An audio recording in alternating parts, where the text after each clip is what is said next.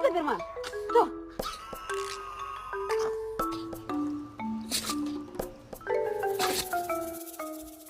Now! Paul, give me a motherfucking ball. Give me the fucking ball. Paul, good boy. Hi.